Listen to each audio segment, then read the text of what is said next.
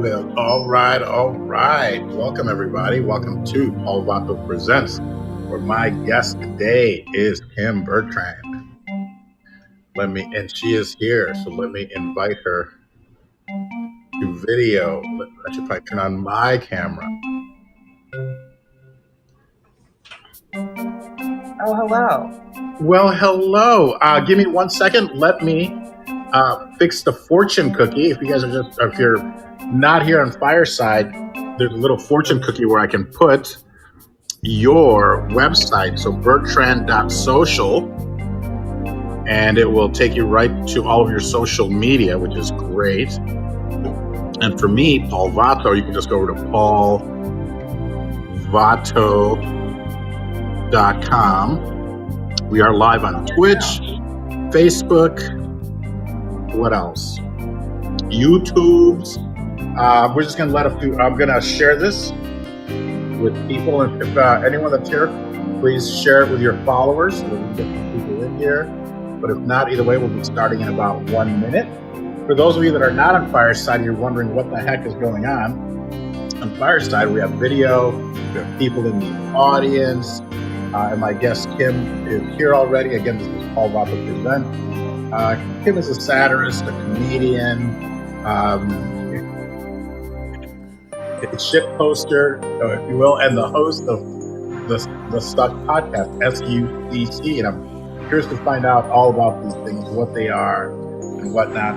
So, Kim, if you're ready, we can maybe get going. I'm ready. Yes. Aplausos, as they say in El Español. Bienvenidos. Welcome, everyone. I don't know why I'm starting in Spanish. Welcome, everyone. You know what? I do know why, and I'll tell you in a little bit. But welcome, everyone, to Paul Vato Presents, where my guest today is Kim Bertrand, who's a satirist, a comedian, a self-proclaimed Sh1tposter on Instagram and across various social medias. If you want to find her, just go to bertrand.social, and it should take you right to her links. It's her bio link to a lot of her works there, and you can connect there. Again, my name is Paul Vato, and welcome to Paul Vato Presents. Kim, thank you so much for having taking the time, and being here and visiting with me, Paul Vato. It is my pleasure, Paul Vato. I'm happy to be here. You got a multilingual thing going on with this show as well. Is this broadcast in different languages around the world, I'm assuming? I've done English. I've done American. Normally it's in American. And I also interviewed some people from England, so I guess it's also in English. And I did interview a professional poker player, and she is from Argentina, I believe, but she was gracious enough to just speak English. But lately, I've been listening to and watching a lot of Spanish YouTube for some reason. And I think that's why in my mind I was like in the Spanish mode. Oh, so you're still in the Spanish zone. Yeah, I actually just last night watched the first few episodes of the Hindi version of The Office, which I don't speak Hindi, but it was fascinating because I've seen the English version so many times, beat by beat. Like, I knew exactly what was happening on the screen despite not being able to understand anyone. It's like, oh, that's their Jim, that's their Dwight, that's whoever. So yeah, if I suddenly start speaking Hindi over the course of this conversation, that would be why. I wish I could remember some of the amazing sayings from The Office, which is my favorite, of course. It's one of my favorite shows of all time, the British Office, obviously. I think it was just brilliant. It was art. I considered it art. It was, 2 seasons, the Christmas episode, and maybe another one. And then, of course, there was David Brent, Life on the Road. I should invite you to, I'm part of, maybe you're already in there, a couple of groups on Facebook that are basically people that were such fans of Ricky, Steve, and Carl Pilkington as well. Love Carl. And basically quote, any photo that you can post is going to have quotes from The Office, and almost everyone, has them down from a show from 20 years ago. It's amazing. It's great.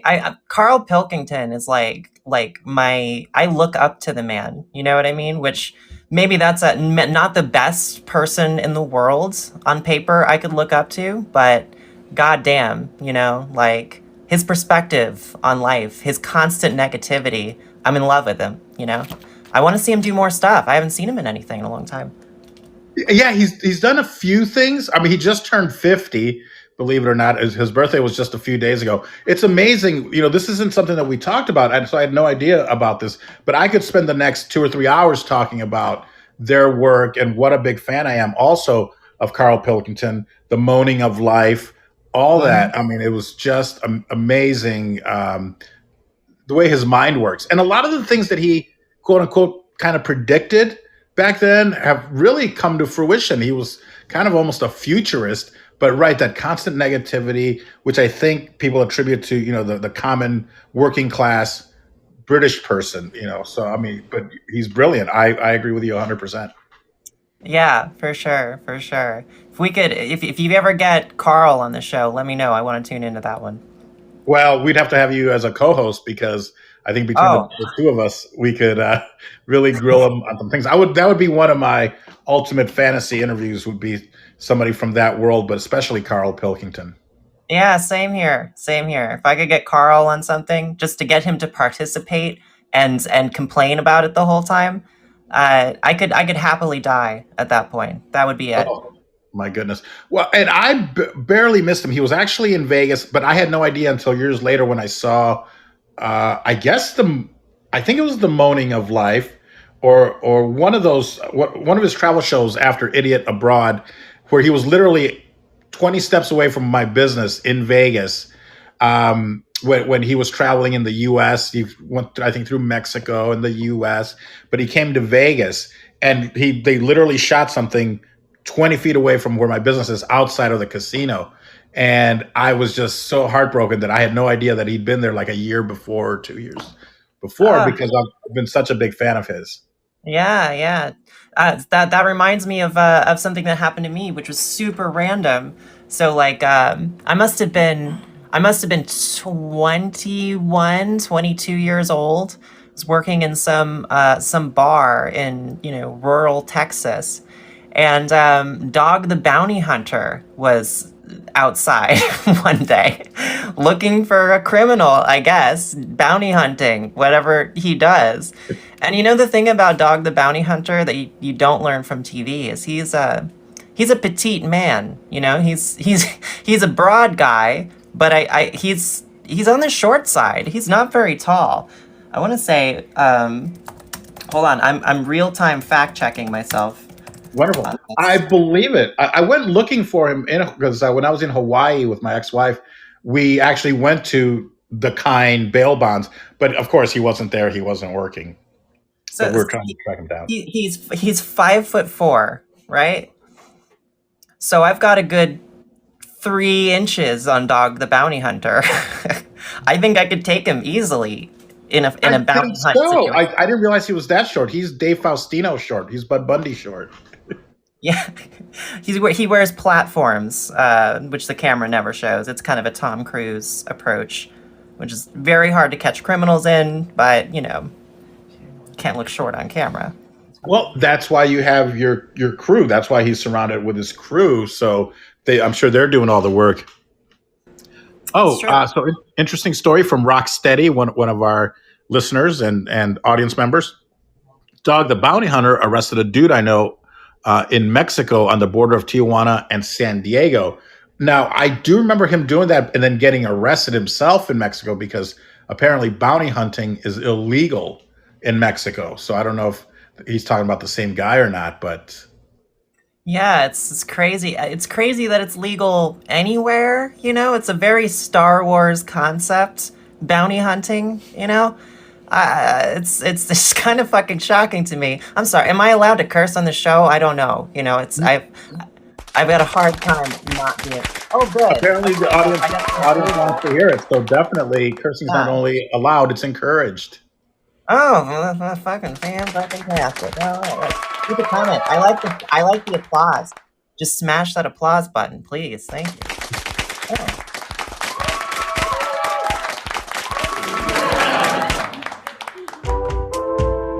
It's a party. And we got the tune. I think this calls for classic. You look like a movie star. Now, I didn't want to interrupt you, but you said this happened when you were 21. So I'm guessing what, 3, 4 years ago? Oh, oh, oh. I'm laughing, but inside I'm very sad. No, so it was my 30th is coming up actually, October the 10th. I short burst of applause for 30. October the 10th, I turned 30. It's happening. You know, I've made my peace with it. Joined several religions in preparation for my death. Baptized, saved by the Holy Spirit, also Jewish, and just whichever one I can find. Really, trying to check all the boxes before the big day. You're like Elvis Presley, who I think famously would wear a cross, a Star of David, and maybe a Buddha, and he was just covering his bases. So I think that's very smart. Happy Rosh Hashanah, by the way. Is that what Thank it you. is?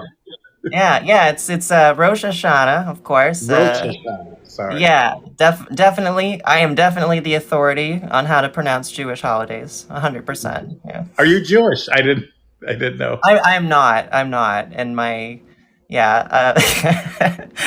Maybe this is some stolen valor. I should probably not say more. But no, actually, I have an interesting religious background. Actually, I was raised Jehovah's Witness. If you are familiar. Oh yeah, that's the appropriate facial expression to make when you hear that info. So how do you know when your birthday is? Solid. I gotta give it to you. I gotta give it to you. That was fucking solid. Yeah. Now, I barely remember my own birthday. Forget about me remembering anyone else's birthday. I write it down in my calendar, everyone I know, just so I seem like I'm a put together person, but I have no idea. Christmas, Halloween, Mother's Day, St. Patrick's Day. Name any holiday. I never fucking celebrated it. It's a very anti-fun religion. So anything which could be construed as fun, I was forbidden from participating. How long were you in? I'd like to say that, I did 12 years myself of parochial school. So I know what it's like. We had nuns.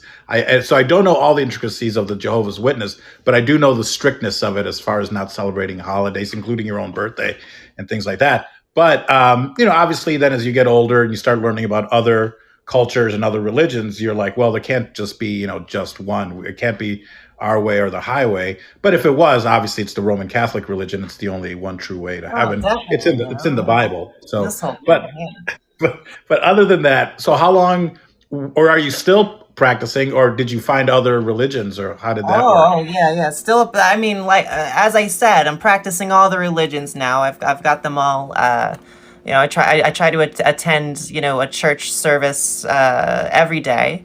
So Monday it's Jehovah's Witness Day. Go to one of those. Tuesday Roman Catholic. Wednesday Greek Orthodox, which is it's kind of like it's a Pepsi and Coke situation between Catholicism and that, you know what I mean? It's very, very fucking similar. But no, so I was in the Jehovah's Witnesses for like until I was 19, 20, something like that. And not a very peaceful ending to my time in there. I got kicked out, and funnily enough, like, because I had nowhere to go, right? Because I was raised in this religion. You only know people who are also Jehovah's Witnesses, so I had no contacts, no college plans, nothing. So I had nowhere to go, and funnily enough, some Mormons took me in and let me live with them.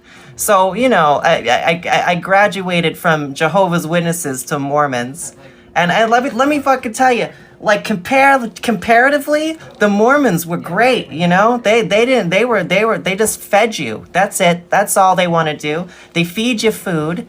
And then, they might say, "Oh, by the way, check out that Book of Mormon when you get a chance. Some cool stuff in there." And I'm like, "Oh yeah, totally. I'll get to it." But yeah, you're in a bad spot when the Mormons are the better alternative to where you were. Well, and obviously you can't use the Coke and Pepsi um, correlation with the Mormon religion because of their anti-caffeine, even though I think they own a ton of the Coca-Cola company, but not Yeah, for it's what. like it's like RC Cola and Diet Dr Pepper would be the comparison there. There you go. There you go. Well, wonderful. Thank you so much for sharing, part of that journey and part of your story as far as religion. Because of course, I find that very interesting. At one time, I wanted to create something called like the religious awards. I don't know if anyone's ever done that, but where everyone gets an award for being whatever stereotype they are. The most peaceful religion, once again, for 2,000 years, Buddhism. Oh, So yeah, yeah.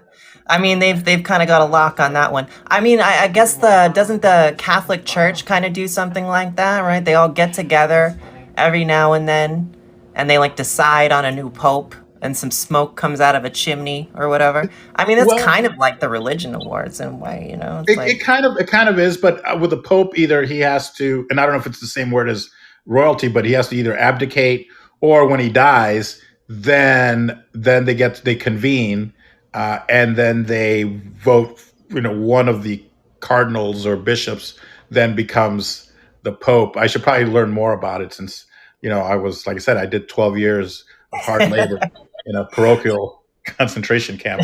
No, that's well, probably we a see little. how effective it was at drilling the dogma into you. Right. Yes. Yeah. Of course. Of course.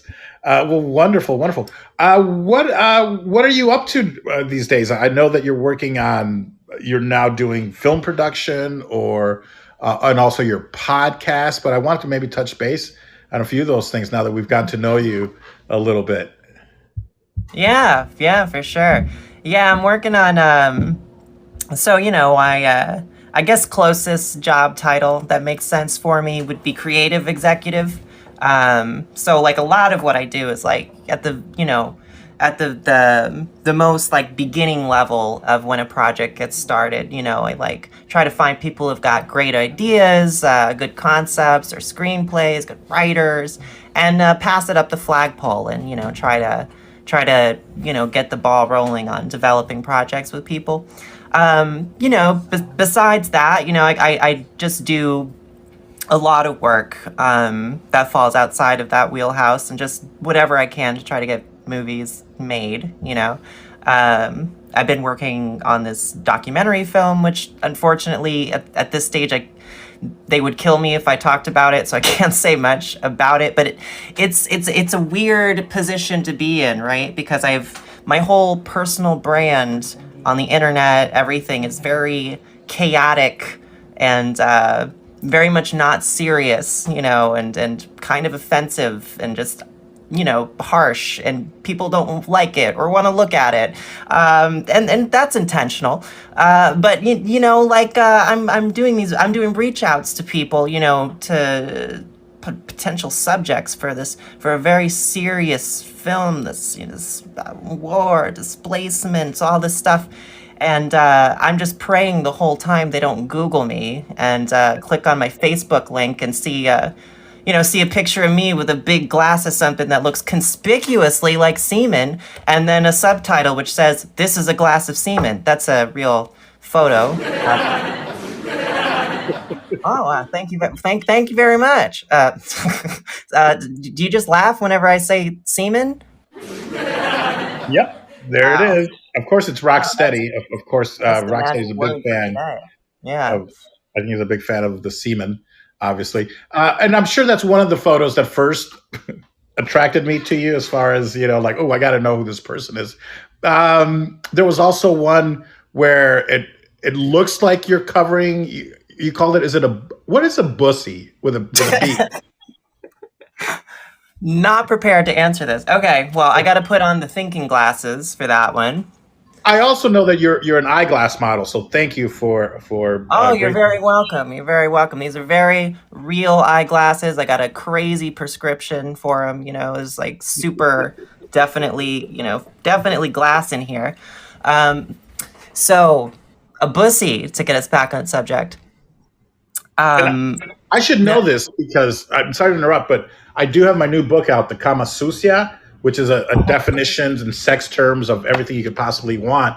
So in the updated version, thank you. In the updated version, thank you. I'm going to have to add bussy to it after you tell me what it is. And I know I could probably look it up, but I'd rather hear it from you, I think. Yeah, yeah. I mean, there are two schools of thought when it comes to the word pussy. Now, there's boy pussy, right? So that would be an anus, right? An You know? anal beaver, sure, Yeah, sure. right. And then there's also back pussy, also an anus, but that one doesn't have any gender attached to it, right? So a woman can technically have a bussy. You know what I mean? All women have bussies, right? But I prefer school of thought number two. I think I'm a bussy universalist. I think hashtag bussies for all is that's kind of the thing I stand for. That's my platform, and I look forward to seeing this definition in the next edition of your book. Yes, of course, of the Kama Sutra, which is now available on Amazon. But there was a photo of you maybe at Disneyland where did you shrink yourself down to make you look more childlike, and then covered your pussy with a flower. I mean, I feel like there was some controversy surrounding that where people didn't get what was going on, which I love. I love, love, love that. Yeah, it was really funny. Yeah, so yeah, it's this old photo of me at I mean old. It's a couple years. It's like maybe 2 or 3 years old. Where I'm at Disney World. I'm sitting on a bench next to a statue of I guess it's Walt Disney. That would make sense, It's probably Walt Disney. He's sitting on the bench being a statue. I'm sitting on the bench being myself, And this wasn't planned, but the person who snapped the picture just happened to get a moment where we're both like making the same kind of facial expression. We just kind of look like what's the word? Pensive, heads down, arms crossed, legs crossed, thinking. And I had my legs crossed. I was wearing shorts, but I just decided, what if I pop a little like flower right there, which, makes it look like I'm wearing a shirt with nothing. And then I was like, this still isn't gonna get the reaction I want. So I was like, what if I like shrink myself down a little bit, but like not too much where it's like super obvious, just enough where people go, "Damn, wait, how short is she?" And it worked, it worked. So that thread, if you go on there, it's just full of people arguing about my height. People posting screenshots trying to Google my height and stuff like that.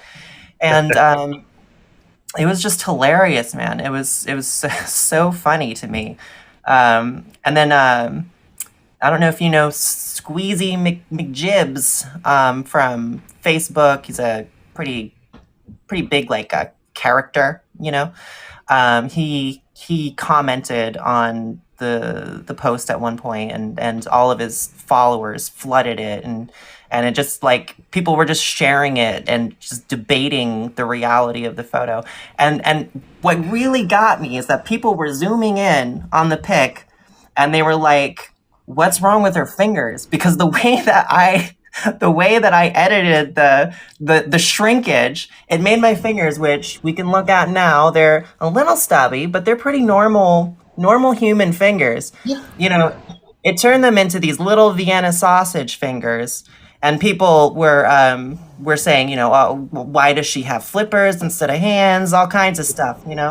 So I like this. I like this. Well, thank you for enlightening us on the history of that very funny photo.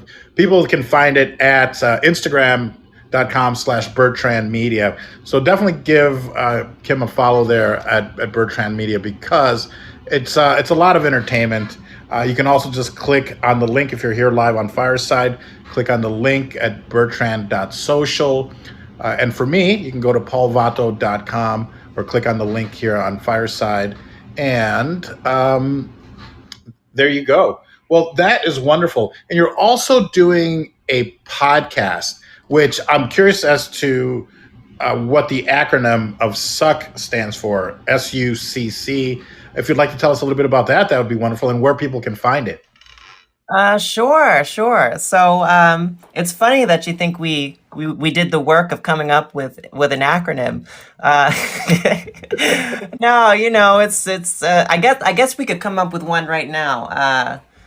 Succulent underlings creating clitorises is I was what going to say content, but I think clitorises is better. I think it's better. Yeah, I think we are clitoris creators. And There is, not it's to interrupt, but oh I do oh have clitoris in here as well. It's in the wrong spot, of course, and I didn't know how to spell it, so it's actually addressed um, clitoris, and I spell it, three different ways, and then I just go clit. Not sure what it is, where it is, or how to spell it. So for folks that wow. want to, I really sincerely hope that you didn't list that in like the table of contents so that people really have to do the work of looking for the clitoris within the book. It's a very metatextual joke. it is. Thank you. Yeah, it's in a random spot. Well, it's still under the C's, but out of alphabetical order. But I think what you've done is maybe I should put it somewhere else under another letter. I think you're right. It should just be lost somewhere. So if you can find it, tell me what page. Tell me where the clitoris is for a prize. It's fantastic. Thank you. Yeah, so Suck, it's a show with we've got a big kind of revolving door of hosts who join each week depending on availability, and everyone kind of has their own, like their own chemistry. Will pair off and do special episodes and that kind of thing. But it's I guess the tagline for the show is it's a show for shit posters by shit posters. So it's kind of like this roundup of some notorious people from that side of the internet, and we get together. Theoretically, we're supposed to discuss like topics like niche interest to like content creators and stuff. We never do that though. We always end up goofing around for a full hour. I'm like sometimes I'll make an excuse like, oh, I gotta go get a pack of cigarettes and I'll be right back. I'll leave and then I'll come back as some sort of kooky character or whatever, which is definitely ripping off Comedy Bang Bang, but we don't care. We're really bad at improv, so I don't feel like we're infringing on their territory too much. We do all kinds of fun stuff, just trying to make the most entertaining hour of content that we can. And yeah, definitely worth checking out. Definitely worth giving a listen sometime, and being disgusted and put off. And we talk a lot about clitorises, and so if you're interested in that topic, definitely hit up the suck. Okay, folks, make sure you find the Suck, and that's SUCC, the Suck podcast. I personally, I'm a big fan of something called Good Pods, which is a great podcasting community. This is not really an ad for them. I'm a big fan of Good Pods, where you can build up a nice community and get more followers. It's kind of like Facebook, but for podcasting. It's like Goodreads for podcasting. So it recommends other podcasts. You can see what your friends are listening to when you listen to a podcast. If you want, it'll pop up on your feed. So it's a great community where you can get more followers. So if you're not on there already, Kim or anyone else that's listening, definitely download the app. And they're now also doing it so that you can do it on your laptop or on your desktop, I should say, at home. So it's a great podcasting community.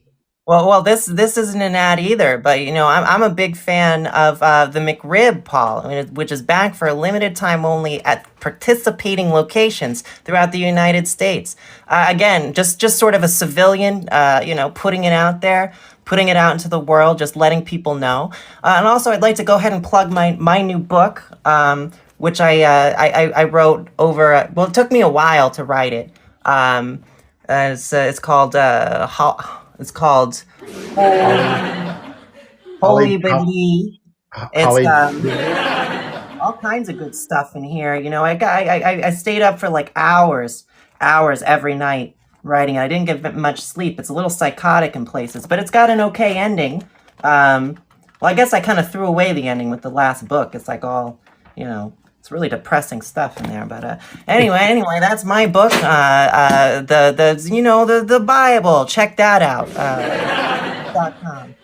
Do you keep a Bible just to use as a prop, or do you actually really? I do. I got all kinds of. I always keep props handy whenever I'm going to be on video. This is my unicorn, Marissa. I accidentally washed her, so she's got a bent horn now, which I can't quite straighten. She's very upset with me. What other kooky stuff do I got here? This is for nothing. That's something. Well, I guess that's it. I don't have any more props. Sorry to disappoint. How about that? Ooh, Albanian cigarettes, huh? What? How'd you get Albanian cigarettes? I know Albanians. It's crazy. Like, I live in Astoria in New York, right? And it's like a Greek neighborhood, okay? But the thing about Greeks is they get the Albanians to do all the work for them that they don't want to do. You know what I mean? So it's like, it's that kind of situation. And yeah, I've gotten to know the local Albanian community. I've become an honorary member of Albania. And I was recently gifted a whole carton of these cigarettes from an Albanian man. So, you know, got that in my back pocket. I love that.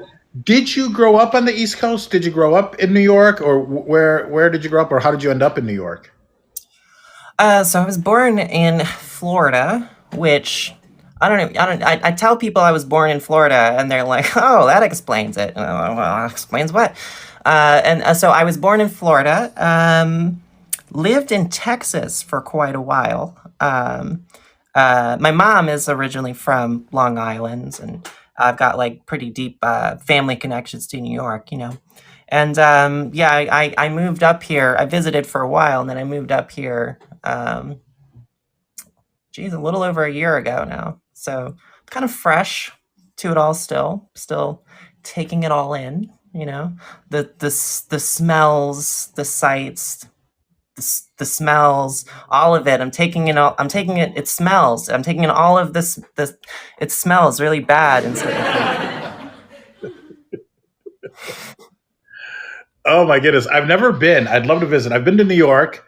really? But I've never been to any of. I don't think I've been to any of the boroughs, unless I stayed in one I didn't know back in the 1900s when I visited Saturday Night Live because my friend was hired on the show. But I haven't been there since, so I would love to come back out for a visit. And You should definitely come back out. I'll show you all the great Albanian spots in Queens. I know them all. and the smells. And so many smells. I mean, I guess just the one piss, but you know. I've never been to Las Vegas actually, and that's where you're at, correct?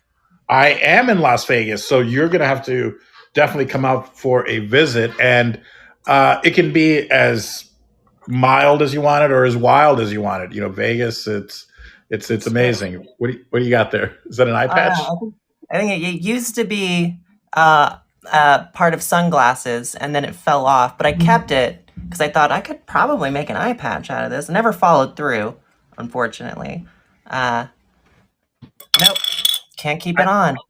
I think it would make a great eye patch. I don't know how you drill a hole through it, but maybe with a very thin drill bit, and then definitely make that into a very cool eye patch. I think this is going to be. I might start a YouTube channel for this. You know, those very relaxing, almost ASMR channels where it's just like, you know, people working on things. I think I'm going to start one about turning former sunglasses lenses into eye patches. I think there's a market for that. So I hate that. Yeah. So that's my first subscriber. I hate to, you know, I'm not trying to stereotype or anything, you know, I'm very ignorant about Las Vegas, you know, but Do you know those Pawn Star guys? You know those guys. Do you know them at all? You hang out with them? Yeah. Not, no, I don't hang out with him, but Chumley would visit Binion's Casino where my cigar shops were. He would visit often, so I'd see him. He was usually very high. And this would have been maybe 5, 6 years ago. So I'd see him in the casino every now and then. Another guy that would visit was, speaking of Mormons, we spoke of Mormons earlier, was the guy from Sister Wives. He had a propensity to hang out in the casino, maybe looking for another wife. I don't know. But I've been to Pawn Stars. I feel like I should have been more tight with them or gotten to know them better. But Rick, you can find he has a barbecue joint, Rick's Rolling Barbecue, I think it's called, in that little area where the gold and silver Pawn Stars is. But I am really good friends with Johnny Jimenez, who owns Toy Shack. So he's their toy expert. He's one of their toy experts on Oh, Pawn yeah, he's Stars. the let me call a buddy who knows everything about, vintage pornography or whatever, and then the guy comes. Yeah. Yes, yes. So yeah, so Johnny owns Toy Shack in Vegas, and he and I are friends. So I do have a slight connection with the show, but not with the main characters. And I think it's just for me for lack of trying. I think if had I actually gone and hung out and gotten to know them, there is some similarities there. Kind of both of us in the entertainment industry and Yeah. whatnot. So but Yeah. that's a great question, and you've motivated me. I'm gonna definitely have to pop in and see if I can meet Rick and the son and all that. But yeah, Chumley was really about the only one, and of course Johnny from Toy Shack. That's so cool, though. That's cool. Well, do keep me updated on that. I'd love to know. I'm a little bit obsessed with the Pawn Stars guys. Like my dad's a really big Pawn Stars person. He watched it from like the day it came out or whatever. I was always pretty indifferent to it. I took a lot of acid one day, and then I watched like 10 hours of Pawn Stars episodes. So I feel like pretty bonded with them on a spiritual level, but it is a one-way bonding at the moment, but I'd love to open that up. I'd love to get a nice 2, 3, 4-way with the Pawn Stars guys going. Sure. Normally I'm here having a one way, but a 3 or 4 way would be good. Um, thank you very much. You can find the definition of one way in my book, The Kama Sutra. Uh, um, what was I going to say? Oh, I think that's called a parasocial relationship when Yes. you have, right? I think you've probably heard that before, where for people that don't know, that's where you have a kind of a one-way relationship with social media people or TV stars because you know them so well, but they don't really know who you are, probably not yet anyways. But yeah, I just found out about that, the parasocial relationship. Yeah, yeah, yeah. I mean, I think at all levels of being like a public person, it happens. You know what I mean? Like, if you even just got a few thousand followers or whatever, you'll still always have those people who like message you every day, just telling you their every thought for some reason. And, you're like, what is this? Like, do they actually want me to respond? What am I supposed to say? But, it's wild. It's wild. I mean, I don't know. I'm trying to think if I've ever been the one, and besides the Pawn Stars situation, of course, if I've ever been the one like just like DMing someone incessantly and never getting a response. I don't think I have necessarily. Let me think. Well, okay, Joe Biden. Sometimes I message his Instagram account, Okay. just tell him my thoughts, feelings, what's going on with me, just in case, he ever wants to come and smell my hair or something. I give you a nice little peek and a massage. I've been afraid to do that with Obama because it's weird, and I don't know how this happened, and I almost don't even like talking about it because I feel like he's going to find out and go like, "Whoa, why am I following him?" But he follows me on Twitter, but I've Oh, never tagged him. I've never because I'm like I don't think he knows, and that's even for the better because I don't want him going like realizing like why am I even following this guy? So it's funny, but I could see me. I'll do that with some celebrities, and it's weird. Sometimes you get a response back, and then you just keep it nice and short and cordial. But then when you don't get a response, maybe a couple times, you're like, all right, I don't want them to think I'm this creep that's just going to stalk them, because you never know, But anyone's free Yeah. to DM me, you know. My thing is like I'll get a response back sometimes, but it's always a ticking time bomb until I ask them, "Hey, you want to be in our podcast sometime? You want to join a show?" And then of course they never get back to me. This has happened many times, but like I also have some random followers that are pretty big, and I'm just like, do they know? It's like are they enjoyers of the content, or is this like something they clicked on accident? What happened? I recently found out that this guy, and I like you don't really love talking about it because I think that somewhere in my head I think they're gonna get wind of it and then smash that unfollow button. But this guy, an Instagram executive, who's like he's the head of the meme department at Instagram, which apparently is somebody's real job. He follows my account on Insta, and I don't know how to feel about that because I can't tell if that means I can post whatever I want, or if it means I have to be on my best behavior because the fucking teachers in the class or whatever watching, So I don't know, I'm kind of paralyzed with the anxiety of it. Yeah, as you should be, because I thought CMO meant chief marketing officer, but apparently at Instagram is the chief meme officer. Meme That's officer. Ooh, can we get an applause for that, please? Oh, thank you. Yeah, applause. Can we please? That I was think. good. Oh, Thank thank you. you. Thank you. Thank you, guys.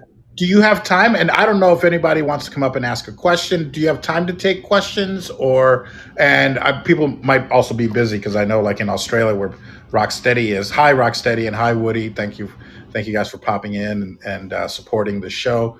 Um, but if not, I also wanted to find out about what do you feel has been your most controversial meme or post, because we've already heard about the semen post. We've heard about your bussy. Uh-huh. Has there been another one, or one that's even been more something that's gotten you either banned for a while or just gotten the most reactions? Can you think of one? I've been banned a lot. I mean, like, it's actually hard to pick like the most controversial one. But I'll pick I'll pick like a random one because I think it's funny.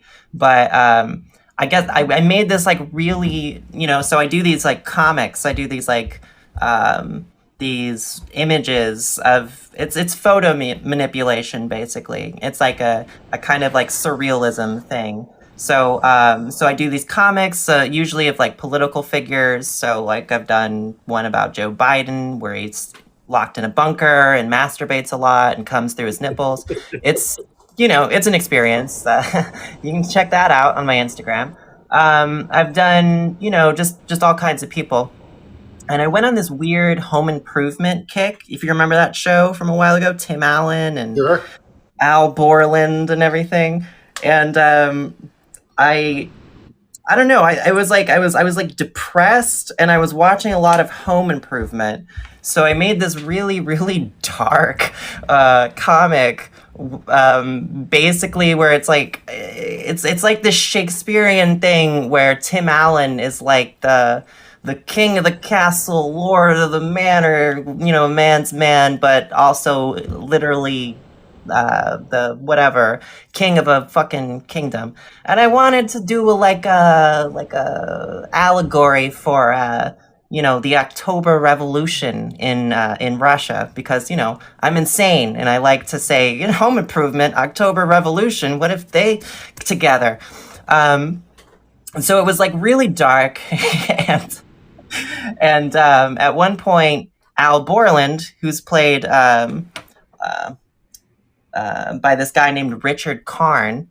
At one point, I have that character, after impregnating Jill, Tim Allen's wife in the show, I have him murder Tim Allen in a very gruesome fashion in this style of like, the death of Julius Caesar. Basically, he's like, oh, stab him, stab, stab. So like people, were like, they were like, "Are you okay? What the hell?" B, I mean, they didn't love that. I guess a lot of people still really like Tim Allen? Question mark, which is weird to me. But apparently, Richard Karn, the guy who plays Al Borland, does not still really like Tim Allen, or never did, because when it was posted to Facebook, he tagged himself in the photo of from the comic. And so it's like a little nod of approval from Richard Karn. Like, I don't want to really comment on this, but like, totally. You know what I mean? He loved it. After finding out this very dark side of yours, I might have to rethink my offer for you to visit Vegas and for me to. Oh yeah. That was you had not done your research before making that offer, but nevertheless, it's out there. I booked my tickets during this conversation, so. Okay. All right. We'll figure it out. Just wait till my dark side comes out. Then everybody else better watch out. Cool. Dark side of the pussy. I don't know. Speaking of pussy, let's see. Rocksteady mentioned that he thought bussy meant blonde pussy. Blonde pussy. Okay, so that is a minority opinion, right? It is. It's not made it into Merriam-Webster's dictionary or the Kama Sutra. Kama Sutra. Sorry. Mm-hmm. And then SUCC was a skilled ultimate cock cruncher. Okay. It's not bad. I gotta say, pretty good. I'm considering switching our acronym around from succulent underling clitoris creators to the other one. We'll see. I'm gonna do some workshopping. I prefer the clitoris. So yeah, workshop it. Well, on that note, folks, if you just joined us, you're late. But my guest today is Kim Bertrand of Plastic Bertrand. No, you've probably heard that before. Oh, yeah. Absolutely. It's one of the things that drives me crazy. Look, I'm a self-Googler, all right? I Google myself, I like to know that I'm the top Kim Bertrand in the field. But there's a scientist also named Kim Bertrand who we're like neck and neck, in the Google results. Is there also a sculptor named Kim Bertrand? I think there's a sculptor. My neighbors are bowling upstairs, apparently. But so I think there's a sculptor. There's also a Christian book author. Not me, of course, because, a different Christian book author than me. But she wrote a book about the spiritual power of dog sledding, which kind of sounds like some fucking shit post I would make. So sometimes I'm like, hey, yeah, I wrote a Christian book as a joke. It wasn't me. I didn't do it. Who else? Well, that's all the ones I can think of. So, just know I'm this one. All right. I'm not the scientist. I'm not the sculptor. I'm not the Christian.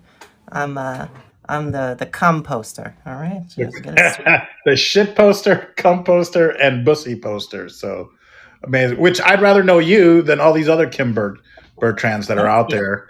Thank you. Yeah, of course. One true Kim Bertrand. The one true, yes.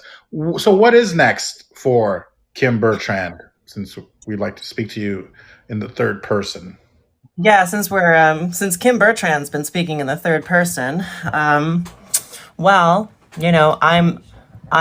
really, really looking forward to the day soon when I can talk about some of these projects I have going.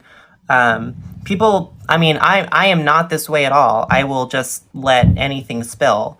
But it's been pretty thoroughly because, my employers know who I am, obviously, and know how I am. So it's been pretty thoroughly drilled into me by this point that I'm not allowed to say anything. But this week I'm going up to Woodstock Film Festival, upstate New York. It's a town called Woodstock.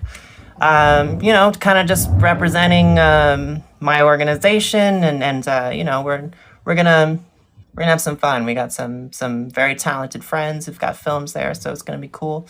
Beyond that, I've got um, I've got something in the works for content creators. Kind of, I mean, I'm on Fireside right now. I'm not trying to promote another platform. All right, I don't want Mark Cuban to hit a button on his desk and then I die instantly. Because let's be honest, he has that power. Um, but no, it's not so much a platform like this, but it's I kind of feel like a lot of the power in the industry, power, as far as who controls what people see. It's in distribution now. It's with the streamers. So I've got something pretty cool in the works for content creators and people on the smaller end of the filmmaking world and stuff who never you know get their work seen. So it's gonna be cool. Details on that are still forthcoming. We're still trying to put everything together, but yeah, it'll be hopefully it'll be great. Well, I hope that when it is all out there and you can put it out there, that you'd come back and see me and we can talk about it and promote it in any way that we can. But in the meantime, once it is there, I'd be more than happy to help retweet it or promote or anything like that. But we'd love to have you back on so you can talk about That would be the great. I'd love to project. have Obama subscribe, and apparently you've got that power. Also, yeah, I'm leaving it to you to do a little networking as well. I need Obama. I need all of the Pawn Stars guys. I need who else? Who else? I don't know. All right, that's enough. Just Obama and the Pawn Stars guys to start. That's like 1, 2, 3, 4, 5. That's a fivesome. We can do five, We can do five at a five. time. I love it. Nothing wrong with five guys. Love five guys. You know what I'm saying? Just I'll bet. pounding them back. Just yep, yep. So that's where we're at. Perfect. What I also like to ask before we wrap up, they're going to be maybe your final thoughts, but also what I've been asking recently is, what would you call this episode? Do you have a good title, or if you want to think about it and get back to me and maybe give us your final thoughts first? But I've been thinking about what's a good title for this episode of Paul Vato Presents. Kim Bertrand, obviously, but something catchy that I can then use on Instagram or YouTube or any of the or for the podcast. I would say, um, can you find the bussy? Question mark. Or maybe something more poetic.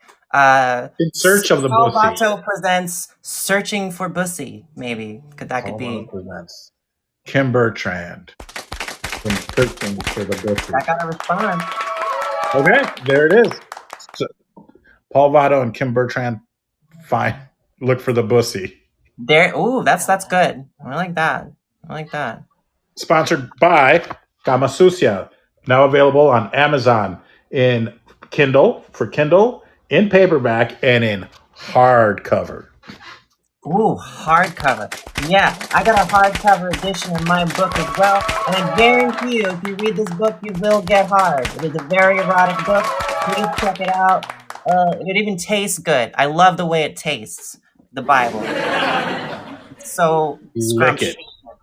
Mm-hmm. Well, I will see you in hell, my friend. It's so good to get. I don't know why I still believe in that, and you're like, oh, you can't do that, sacrilege. But then you're like, Eh. No.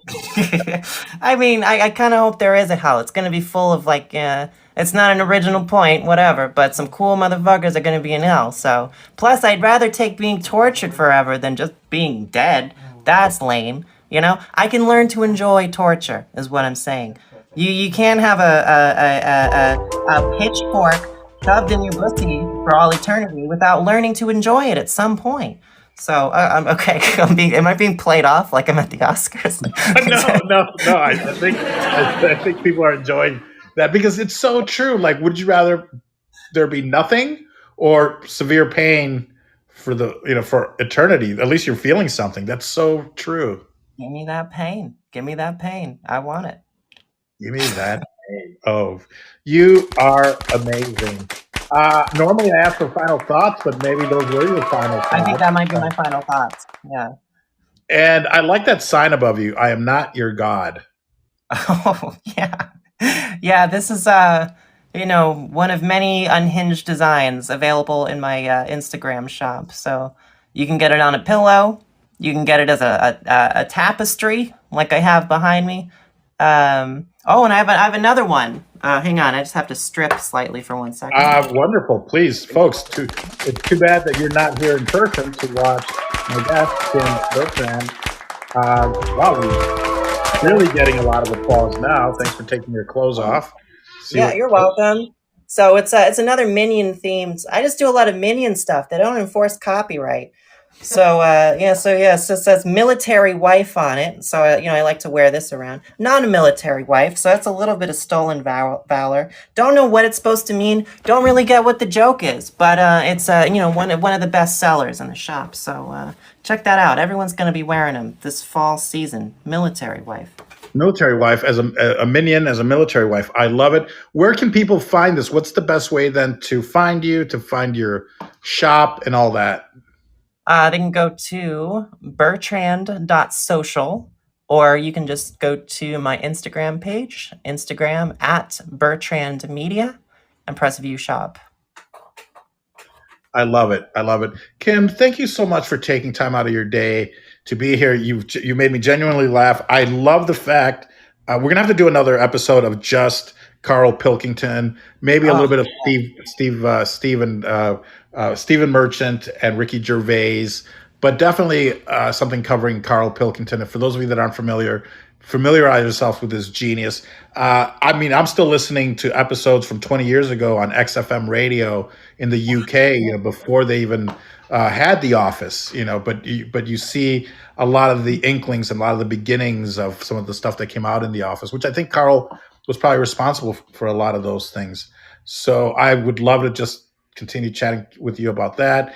And I will DM you. I hope you don't mind. I'll slide into your DMs because I'd like to connect you with a few other people that might be able to do something with your projects if you're looking to get your projects sold, unless they're already, sold. Oh, sure. No, I'm always looking for that kind of stuff. So I would love that, and I'm definitely looking forward to the Pilkington conversation. We've got a lot to go over there, a lot to unpack there as well.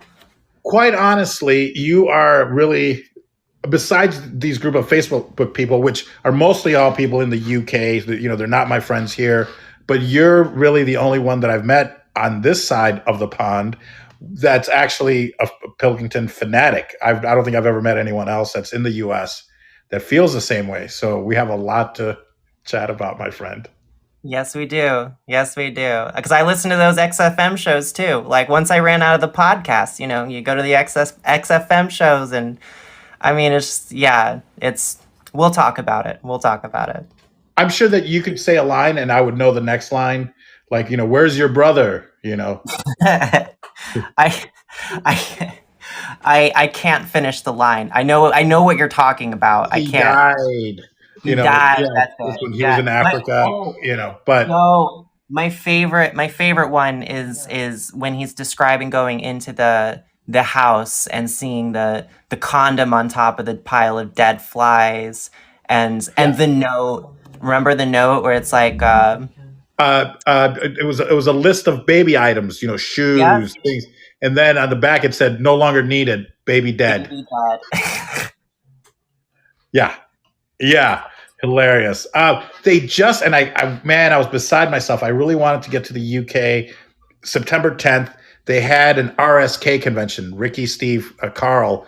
And I think they had an art installation with a pile of dead flies and a condom and all that. I mean, I wish I could have made it next year. They're doing it again. So I'd love to get out there Oh my for God. that. Yes. I'm clearing all the time off of my schedule to go to that thing. Let's go. Let's make this happen. All right. Well, folks, thank you guys so much for all of you that were here, and especially a big thanks to you, Kim Bertrand, for being here and taking time out of your very busy day. Yes, a round of applause for our guest, Kim Bertrand. Wonderful, wonderful, wonderful. Thank you. Thank you. Please go over to paulvato.com, and from there, that's my bio link. You can find all of everything from my podcast. You can find it if you go to vato.tv. It takes you right to Amazon, where you can order a copy of the Vato. Well, I call it the Vato Sutra, but it's the name is Kama Sucia, which literally in Spanish means the filthy bed, with over 500 sex moves and definitions. I feel okay promoting this while you're on, Kim, because of your sense of humor. It's not for everybody. If you're easily offended, don't order it, because you're going to come at me and call me misogynistic and masochistic. And yes, it's all true, but it's all right in here in the Kama Sucia. Kim, anything else? Well, I just like to second what you said. My book is also not for everybody. Very offensive. Definitely not for kids, right? This is an adult-only project, so it's not for you politically correct babies out there. Okay, this is some serious shit in here. All right, so you can find my book at your local church or Amazon.com/the-Bible. Order it today. You heard it right from Kim Bertrand's mouth. Make sure you order her book, The Holly Bible, which is now available wherever finer books are sold. So thank you, folks. Thanks so much for being here. And I want to thank everyone that's in the audience. Please, a round of applause for our guest. And thank you guys so much for spending time and being here with us.